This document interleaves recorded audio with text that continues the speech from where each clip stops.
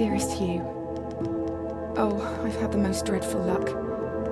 I feel terrible that you've been left alone all this time. The traitorous Dr. Gray tried to steal the annular spectrum, a ring I developed to allow perception and alteration of colour. Some call them impossible colours. Impossible for Dr. Gray, maybe. Anyway, something went wrong. I turned a strange shade and became invisible. The ring, it fractured, scattering coloured shards far and wide. I stayed at home for many weeks, watching, waiting, existing on this coloured plane. I couldn't speak to you, nor interact with anything in the mono world. So I left. I left for the university where I hid away the coloured tools I had created. I pray you have found what is left of the ring.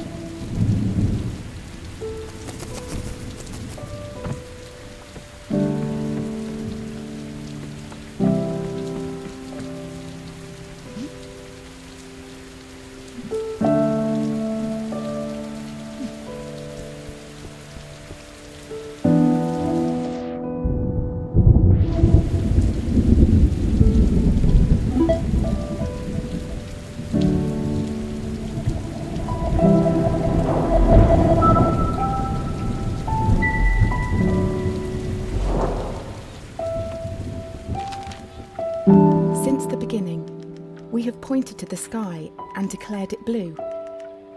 It is this shared vision, this unquestioned understanding which connects us. But are you really seeing blue the same way I see it? Perhaps blue is nothing more than a shade of grey to you. Perhaps everyone in this world sees nothing but shades of grey. Don't you see, Hugh? This is why we're here.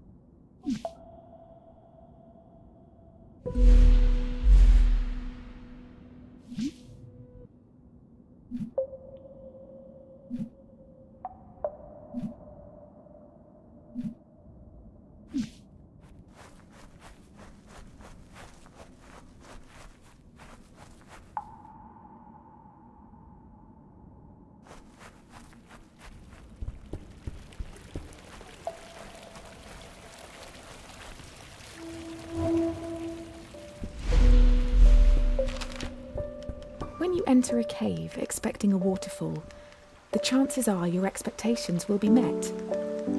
But if you discard those expectations, don't you think instead the cave will be full of surprises? I ask for you, Hugh, to abandon your expectations, to pull me back from the brink of unreality. I need you to see the world not for what it is, but for what it can be.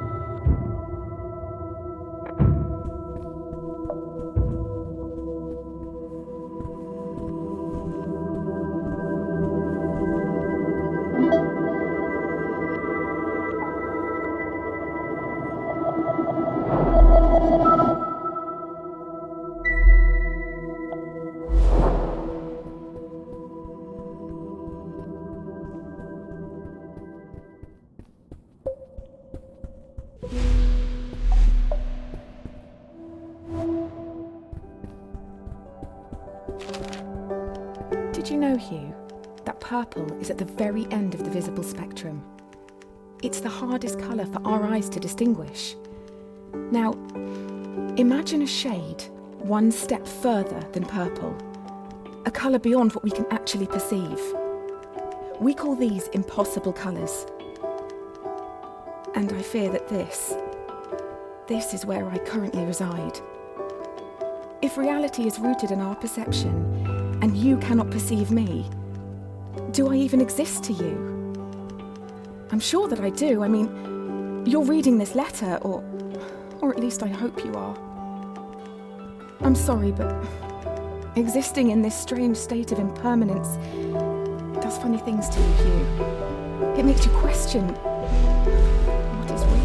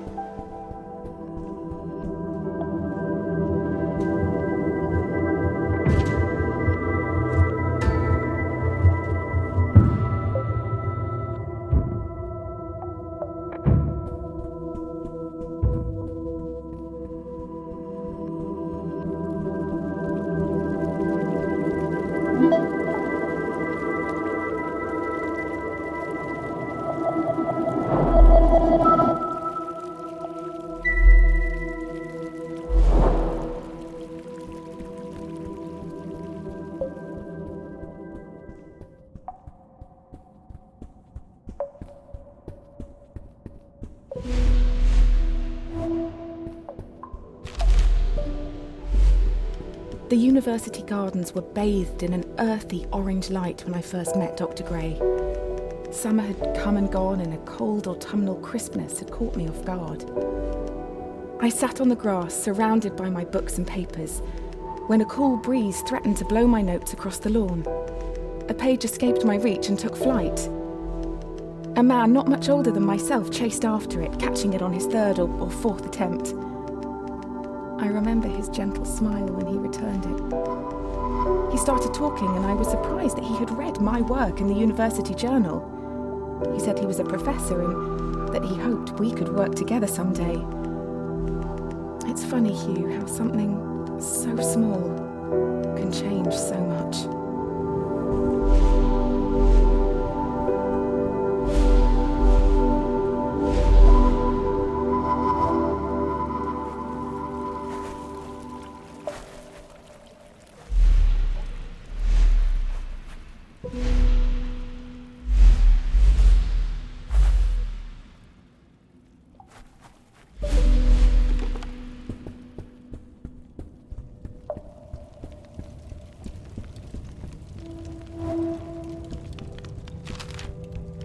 Dr. Gray soon became my assigned mentor, and I can't help but feel he somehow had a hand in it.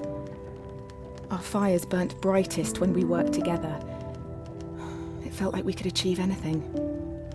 We discovered more about colour than I could ever have imagined. We split light, mapped spectrums, we painted, we laughed. We worked long hours, and soon our goal became all-consuming. We were vessels. The work became more important than us, and we knew it.